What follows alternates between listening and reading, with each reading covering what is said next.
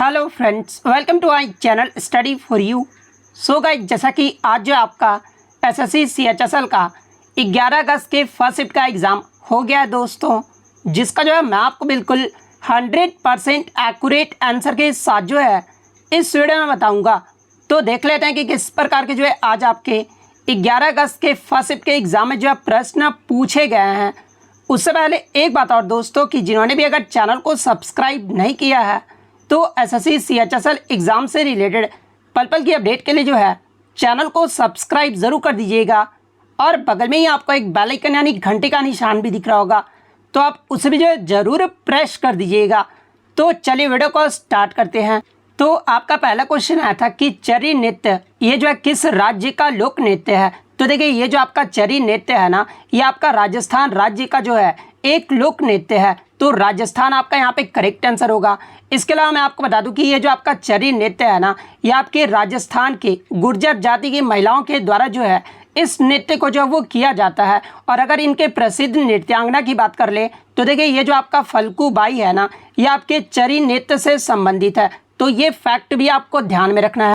इसके अलावा राजस्थान राज्य के अन्य लोक नृत्य की बात कर ले तो घूमर, कालबेलिया जिसे जो है सर्प नृत्य भी कहा जाता है। इसके अलावा भवई, कच्ची घोड़ी, गैर नृत्य, कठपुतली नृत्य, चांग नृत्य और तेरह ताली, ये सब जो नृत्य है ना, ये आपके राजस्थान राज्य के लोक नृत्य हैं। तो ये सारे पॉइंट जो आपको ध्यान में रखना है। नेक्स्ट क्वेश्चन आपका यहाँ पर आता है कि साइमन कमीशन के विरोध में किस स्वतंत्रता सेनानी का जो है मृत्यु हो गया था। तो देखिए, साइमन कमीशन की बात कर ले तो ये आपका जॉन साइमन के अधीन भारत में राजनीतिक स्थिति की समीक्षा करने और संसदीय लोकतंत्र के और सुधारों और विस्तार को शुरू करने के लिए जो है आपका साइमन कमीशन आयोग का जो है वो गठन किया गया था। और इस साइमन कमीशन आयोग में जो है आपके टोटल जो है वो आपके 7 सदस्य थे, जिसमें कोई भी भारतीय सदस्य जो है वो शामिल नहीं किया गया था। और इसी का विरोध जो है वो किया गया था। और इसी के विरोध में भारतीय नेता लाला लाजपत राय की जो है वो मृत्यु हो गई थी। तो लाला लाजपत राय आपका यहाँ पे करेक्ट आंसर होगा। इसके अलावा बात कर ले लाला लाजपत राय की मृत्यु कब हुई थी, तो 1928 में हुआ था। तो ये फैक्ट भी आपको ध्यान में रखना है। नेक्स्ट क्वेश्चन आपका यहाँ पर आता है कि रबी की फसल ये जो है कब तक बोई जाती है। और ये जो मैंने आपको एक्स्ट्रा फैक्ट में जो ये प्रश्न आपको बताया था, तो जो भी मेरा एक्स्ट्रा फैक्ट देखे होंगे तो ये सारे प्रश्न जो है इजीली जो है वो करके आगे होंगे। तो देखिए, रबी की फसल की बात कर ले तो ये आपका अक्टूबर से दिसंबर तक महीने तक जो है ये आपका बोया जाता है। तो अक्टूबर से दिसंबर आपका यहाँ पे करेक्ट आंसर होगा। इसके अलावा बात कर ले रबी की फसल की कटाई ये जो है कब की जाती है। तो देखिए, रबी के फसल की जो कटाई है ना, ये आपका अप्रैल से जून महीने तक जो है वो किया जाता है। तो ये फैक्ट भी आप ध्यान में रखिएगा। इसके अलावा मैं आपको बता दूं कि गेहूं, जौ, मटर, चना और सरसों ये सभी जो है ना, ये आपके रबी की जो है वो प्रमुख फसलें हैं। इसके अलावा अगर खरीफ फसल की बात कर ले तो देखिए, भारत में खरीफ फसल जो है ये आपका अप्रैल और मई महीने के बीच में जो ये आपका बोया जाता है। और इसकी जो कटाई है ना, ये आपका सितंबर और अक्टूबर के मध्य महीने में जो है इसकी कटाई जो है वो की जाती है। इसके अलावा अगर इसके महत्वपूर्ण फसलों की बात कर ले तो आपका जो है धान, मक्का, ज्वार, बाजरा, अरहर, इसके अलावा मूंग, उड़द, कपास, जूट, मूंगफली और सोयाबीन, ये सब जो आपके खरीफ फसलों के जो है प्रमुख फसल हैं। तो ये फैक्ट भी आप ध्यान में रखिएगा। इसके अलावा मैं आपको बता दूं कि खरीफ के फसल को जो है उच्च तापमान यानी जो आपका हाई टेम्परेचर और उच्च आर्द्रता की जो है आवश्यकता होती है। इसके अलावा अगर बात कर ले जायद की फसल के बारे में तो देखिए, जायद की जो फसल है ना, ये आपके भारत में मार्च और अप्रैल के महीने में जो इसे बोया जाता है। और जायद की फसल की जो कटाई है ना, ये आपके जून महीने में जो है वो किया जाता है। और जायद के मुख्य फसलों की अगर मैं बात कर लूँ तो तरबूज, खीरा, खरबूजा, ककड़ी, मूंग, इसके अलावा सूरजमुखी, ये सब जो आपके जायद के जो है मुख्य फसलें हैं। तो ये फैक्ट भी आप ध्यान में रखिएगा। नेक्स्ट क्वेश्चन आपका यहाँ पर आता है कि 2022 में किस कुचिपुड़ी नृत्यांगना को जो है पद्मश्री अवार्ड से सम्मानित किया गया है। तो देखिए, ये जो आपका गदाम पद्मजा रेड्डी है ना, इन्हें 2022 में जो है कुचिपुड़ी नृत्यांगना के लिए जो है पद्मश्री अवार्ड से सम्मानित किया गया है। तो गदाम पद्मजा रेड्डी आपका यहाँ पे करेक्ट आंसर होगा। इसके अलावा मैं आपको बता दूं कि ये जो आपके गदाम पद्मजा रेड्डी है ना, इन्हें 2015 में संगीत नाटक अकादमी पुरस्कार से भी जो है वो सम्मानित किया गया था। तो ये फैक्ट भी आपको ध्यान में रखना है। इसके अलावा बात कर ले कुचिपुड़ी ये जो किस राज्य का शास्त्रीय नृत्य है। तो ये आपका आंध्र प्रदेश राज्य का जो है एक शास्त्रीय नृत्य है। नेक्स्ट क्वेश्चन आपका यहाँ पर आता है कि 1772 में किसके द्वारा जो है सरकार की दोहरी प्रणाली यानी जो आपका द्वैध शासन जो प्रणाली है ना, इसको समाप्त कर दिया गया था और बंगाल को ब्रिटिश के सीधे नियंत्रण में जो है वो आपका लाया गया था। तो देखिए, अगर दोहरी प्रणाली यानी द्वैध शासन प्रणाली की बात कर ले तो इसे जो ब्रिटिश ईस्ट इंडिया कंपनी के रॉबर्ट क्लाइव के द्वारा जो है बंगाल में आपका द्वैध शासन प्रणाली जो है ये आपका शुरू किया गया था। और ये जो आपका 1765 में शुरू किया गया था, जो कि आपका 1765 से लेकर जो है ये आपका 1772 तक जो है ये आपका चला था। इसके अलावा ये जो आपका दोहरी प्रणाली था ना, इसके तहत बंगाल के प्रशासन को निजामत और दीवानों में जो है ये दीवानी में जो है ये आपका विभाजित किया गया था। इसके अलावा बात कर ले दोहरी प्रणाली को जो है ये किसके द्वारा संचालित किया जाता था, तो देखिए दोहरी प्रणाली को जो है ये आपके दीवानी कंपनी के द्वारा और निज़ाम द्वारा इसे जो है संचालित जो है वो किया जाता था। और द्वैध शासन प्रणाली को ये जो है कब समाप्त किया गया था, तो 1772 में वारेन हेस्टिंग के द्वारा जो है इस प्रणाली को समाप्त जो है वो कर दिया गया था। तो ऑप्शन में आपका 1772 दिया गया था, यानी वर्ष पूछा गया था, तो 1772 आपका यहाँ पे करेक्ट आंसर होगा। और अगर किसके द्वारा पूछा जाए तो ये आपका वारेन हेस्टिंग के द्वारा जो वो समाप्त कर दिया गया था। नेक्स्ट क्वेश्चन आपका यहाँ पर था कि प्रथम एशियाई खेल यानी जो प्रथम जो एशियन गेम्स है ना, इसका आयोजन ये जो है कहाँ पर किया गया था, तो देखिए प्रथम एशियाई खेलों का जो आयोजन है ना ये आपका 1951 में नई दिल्ली भारत में जो ये आपका किया गया था। तो भारत आपका यहाँ पे करेक्ट आंसर होगा। वहीं अगर शहर पूछा गया होगा तो फिर आपका दिल्ली जो है वो करेक्ट आंसर होगा। इसके अलावा बात कर ले दूसरा एशियाई खेलों का आयोजन ये जो है कहाँ पर किया गया था, तो देखिए दूसरा एशियाई खेलों का जो आयोजन है ना ये आपका 1954 में फिलीपींस मनीला में जो है ये आपका आयोजित किया गया था। इसके अलावा मैं आपको बता दूं कि भारत में अब तक 2 बार जो है एशियाई खेलों का आयोजन जो है वो किया गया था। पहली बार जो है ये आपका 1951 में किया गया था और दूसरी बार जो है आपका 1982 में किया गया था। और ये भी आपका नई दिल्ली भारत में जो है ये आपका आयोजित किया गया था। इसके अलावा प्रीवियस शिफ्ट में यहाँ से प्रश्न पूछा गया था कि अब तक जो है सबसे ज़्यादा एशियाई खेलों का जो आयोजन है ना ये किस देश के द्वारा किया गया है, तो देखिए अब तक सबसे ज़्यादा जो एशियाई खेलों का आयोजन है ना ये आपका थाईलैंड देश के द्वारा किया गया है, जो कि 4 बार जो है इसका आयोजन जो है वो किया गया है। और कब कब थाईलैंड देश के द्वारा किया गया था, तो ये आपका 1966, 70, इसके अलावा 78 और 1998 में जो है ये आपका थाईलैंड देश के द्वारा जो इसका आयोजन किया गया था। इसके अलावा बात कर ले 19वें एशियाई खेल का आयोजन ये जो है कहाँ पर किया गया है, तो देखिए 19वें एशियाई खेल का जो आयोजन था ना ये आपका 2022 में होना था, लेकिन कोविड-19 की वजह से जो है ये आपका 2023 में होना है। और ये जो है आपका कहाँ पर होना है, तो ये आपका होंगजाओ चीन में जो है ये आपका आयोजित किया जाएगा और ये आपका सितंबर के महीने से जो है आयोजित किया जाएगा। तो ये फैक्ट भी आपको ध्यान में रखना है। इसके अलावा बात कर ले 19वें एशियाई खेल का आधिकारिक शुभंकर यानी ऑफिशियल मैस्कट जो है वो क्या है, तो देखिए इसका जो ऑफिशियल मैस्कट है ना ये आपका 3 रोबोट है। तो ये फैक्ट भी आप ध्यान में रखिएगा।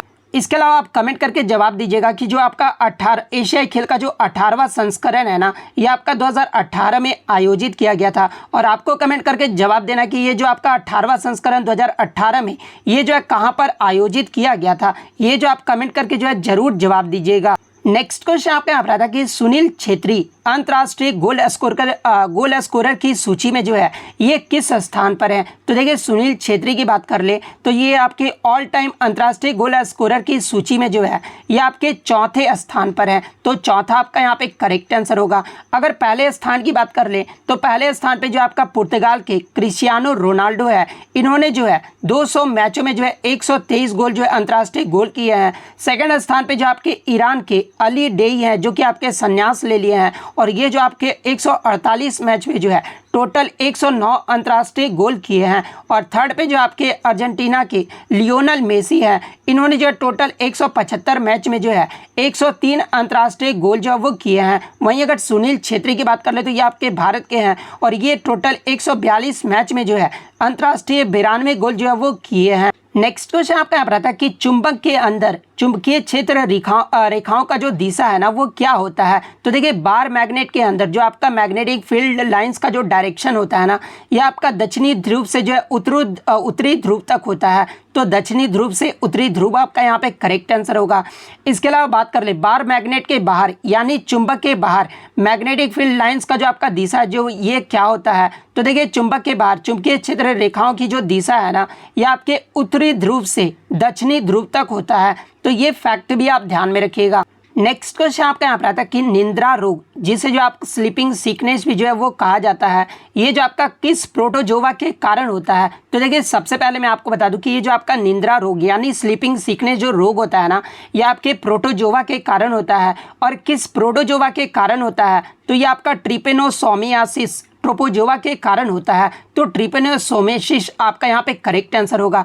इसके अगर वाहक का नाम पूछा जाए तो यानी किस वाहक के कारण होता है तो ये आपके तसे मक्खी के काटने से जो है ये आपके निद्रा रोग होता है। तो ये फैक्ट भी आपको ध्यान में रखना है। नेक्स्ट क्वेश्चन आपका यहाँ पर आता है कि who is authorised to issue coins in India यानी भारत में सिक्के जारी करने का जो अधिकार है ना ये किसके पास है। तो देखिए भारत में सिक्के जारी करने का जो अधिकार है ये तो आपका भारत सरकार के पास है लेकिन ऑप्शन में आपका मंत्रालय दिया गया था। तो ये जो आपका मिनिस्ट्री ऑफ फाइनेंस यानी वित्त मंत्रालय के पास है। तो वित्त मंत्रालय आपका यहाँ पे करेक्ट आंसर होगा। नेक्स्ट क्वेश्चन आपका यहाँ पर आता है कि right to dignified life under which article यानी संविधान में गरिमा के साथ सबको जीवन जीने का अधिकार ये जो आपका किस अनुच्छेद में वर्णित है। तो देखिए संविधान में गरिमा के साथ सबको जीवन जीने का जो अधिकार है जो कि आपका एक मौलिक अधिकार है और ये आपका अनुच्छेद 21 में वर्णित है। तो अनुच्छेद 21 आपका यहाँ पे करेक्ट आंसर होगा। नेक्स्ट क्वेश्चन आपका एक मैच द फॉलोइंग से आया था जहाँ पे त्योहार का दो नाम दिया गया था जहाँ पे पहला नाम जो आपका छठ पूजा दिया गया था और एक तरफ जो आपका राज्य का नाम दे दिया गया था। तो देखिए छठ पूजा जो आपका बेसिकली जो है ये आपका बिहार राज्य में मनाया जाता है। इसके अलावा अगर बिहू की बात कर ले तो देखिए ये जो आपका बिहू त्यौहार है ना ये आपका असम राज्य में जो है वो मनाया जाता है। तो ये मैच द फॉलोइंग जिन्होंने भी किया होगा उनका यहाँ पे करेक्ट आंसर होगा। इसके अलावा एग्जाम में एक प्रश्न और पूछा जाता है कि बिहू जो है ये कितने प्रकार का जो बिहू है वो असम राज्य में मनाया जाता है। तो देखिए बिहू की बात कर ले तो ये आपके 3 प्रकार के बिहू जो है असम राज्य में जो है वो मनाए जाते हैं। इसके अलावा प्रीवियस शिफ्टों में आपसे यहाँ से प्रश्न पूछा गया था कि इनमें से कौन सा त्यौहार और नृत्य दोनों है। तो देखिए ये जो आपका बिहू है ना ये असम राज्य का नृत्य भी है और त्यौहार भी है। तो ये फैक्ट भी आप ध्यान में रखिएगा। नेक्स्ट क्वेश्चन आपका यहाँ पर आता है कि रामनाथ वीर राघवन ये जो आपके किस वाद्य यंत्र से संबंधित है। तो देखिए रामनाथ वीर राघवन की बात कर ले तो ये आपके मृदंगम वाद्य यंत्र से संबंधित है। तो मृदंगम आपका यहाँ पे करेक्ट आंसर होगा। इसके अलावा मैं आपको बता दूं कि रामनाथ जो वीर राघवन है ना ये आपके प्रसिद्ध कर्नाटक गायक भी हैं। तो ये फैक्ट भी आप ध्यान में रखिएगा।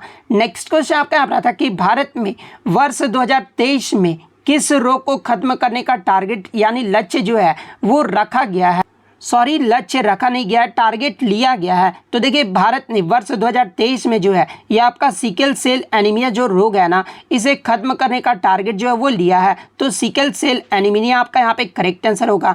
इसके अलावा बात कर ले भारत सरकार के द्वारा जो है सिकल सेल एनीमिया को जो है कब तक जो है वो खत्म करने का लक्ष्य जो है वो रखा गया है। तो देखिए सिकल सेल एनीमिया को जो है ये आपका 2047 तक इस रोग को जो है भारत में पूरी तरह से जो है जड़ से खत्म करने का जो लक्ष्य है ना वो रखा गया है। तो ये फैक्ट भी आपको ध्यान में रखना है। इसके अलावा तपेदी की बात कर ले तो देखिए तपेदिक रोग को जो खत्म करने का जो लक्ष्य है ना ये आपका 2025 तक रखा गया है। तो ये पॉइंट भी आप ध्यान में रखिएगा। नेक्स्ट क्वेश्चन आपका यहाँ पर आया था कि एनडीपी का जो वो आपका फॉर्मूला पूछा गया था। तो देखिए अगर एनडीपी के फुल फॉर्म की बात कर ले तो देखिए एनडीपी का जो फुल फॉर्म होता है ना ये आपका नेट डोमेस्टिक प्रोडक्ट होता है। और एनडीपी का जो आपका फॉर्मूला होता है वो आपका जीडीपी यानी ग्रॉस डोमेस्टिक प्रोडक्ट यानी सकल घरेलू उत्पाद में जब आप डेप्रिसिएशन को माइनस करोगे ना तो ये जो आपका नेट डोमेस्टिक प्रोडक्ट का जो वो आपका फॉर्मूला होता है। तो ये आपका जीडीपी माइनस डेप्रिसिएशन जो है आपका करेक्ट आंसर होगा। इसके अलावा अगर जीएनपी के फुल फॉर्म की बात कर ले तो जीएनपी का जो फुल फॉर्म होता है ना ये आपका ग्रॉस नेशनल प्रोडक्ट होता है। और इसके अगर फार्मूला की बात कर ले तो इसका जो फार्मूला होता है वो आपका consumption expenditure plus investment plus government expenditure plus net experts और उसके बाद आपका नेट इनकम ये जो आपका जीएनपी का जो है वो आपका फार्मूला होता है। नेक्स्ट क्वेश्चन आपका यहाँ पर था कि the correct order of electron affinity is, यानी इलेक्ट्रॉन बंधुता का जो है सही क्रम आपको जो है वो बताना था, जहाँ पे ऑप्शन में आपका आयोडीन, ब्रोमीन, फ्लोरीन और क्लोरीन जो है वो आपका दिया गया था। तो देखिए अगर इलेक्ट्रॉन एफिनिटी की बात कर ले यानी इलेक्ट्रॉन बंधुता की बात कर ले तो किसी परमाणु में एक इलेक्ट्रॉन डालने के लिए जो आपका आवश्यक ऊर्जा होता है ना, उसे ही जो आपका इलेक्ट्रॉन एफिनिटी जो है वो कहा जाता है। और ये जो आपके सारे जो तत्व है ना, यानी आयोडीन, ब्रोमीन, फ्लोरीन और क्लोरीन, ये सभी जो तत्व है ना, ये आपके आवर्त सारणी के समूह 17 के जो वो तत्व हैं। और समूह 17 के तत्व को जो है ये आपका हैलोजन ग्रुप भी जो है वो कहा जाता है। और सबसे ज़्यादा जो आपका इलेक्ट्रॉन बंधुता होता है ना, ये आपका क्लोरीन का होता है। तो अगर इस पेयर में सही क्रम अगर देखें तो सबसे पहले आपका क्लोरीन आएगा। क्लोरीन का जो सबसे ज़्यादा इलेक्ट्रॉन एफिनिटी होता है, उसके बाद आपका फ्लोरीन का होता है, उसके बाद आपका ब्रोमीन का होता है, उसके बाद आयोडीन का होता है। तो इस प्रकार से जिन्होंने भी क्रम से सजाया होगा उनका जो है यहाँ पे करेक्ट आंसर होगा। नेक्स्ट क्वेश्चन आपका यहाँ पर आता है कि भारत में पंचवर्षीय योजना का जो संचालन है ना, ये किसके द्वारा जो है वो किया जाता था। तो देखिए भारत में पंचवर्षीय योजना की बात कर ले तो जुलाई 1951 में जो है भारत के पहले प्रधानमंत्री पंडित जवाहरलाल नेहरू के द्वारा जो है यह आपका प्रस्तुत किया गया था। लेकिन अगर इसके संचालन की बात कर ले तो ये जो आपका योजना आयोग के द्वारा किया गया था। और योजना आयोग का जो गठन है ना, ये आपका 15 मार्च 1950 को जो वो किया गया था। तो योजना आयोग आपका यहाँ पे करेक्ट आंसर होगा। नेक्स्ट क्वेश्चन आपका यहाँ पर था कि which of the following DPSP was inserted by 42nd constitutional amendment act in 1976, यानी 42वें संविधान के माध्यम से संविधान में कौन सा नया डीपीएसपी यानी राज्य का नीति निर्देशक सिद्धांत को जो है वो जोड़ा गया था। तो देखिए सबसे पहले मैं आपको बता दूं कि 42वें संविधान संशोधन के द्वारा जो है हमारे संविधान में जो है 10 मौलिक कर्तव्यों को जो है वो जोड़ा गया था। और ये जो आपका सरदार स्वर्ण सिंह समिति के सिफारिश पर जो है हमारे संविधान में 10 मौलिक कर्तव्यों को जो है वो शामिल किया गया था। और 11वां जो आपका मौलिक कर्तव्य यानी वर्तमान में आपका 11 मौलिक कर्तव्य है। और 11वां जो मौलिक कर्तव्य है आपका 86वें संविधान संशोधन जो कि आपका 2002 में हुआ था, इसके माध्यम से जो आपका 11वां मौलिक कर्तव्य जो वो जोड़ा गया था। लेकिन यहाँ पर मौलिक कर्तव्य नहीं डीपीएसपी के बारे में पूछा गया था, यानी कौन सा राज्य का नीति निर्देशक सिद्धांत को जो है 42वें संविधान संशोधन के द्वारा जो है वो जोड़ा गया था।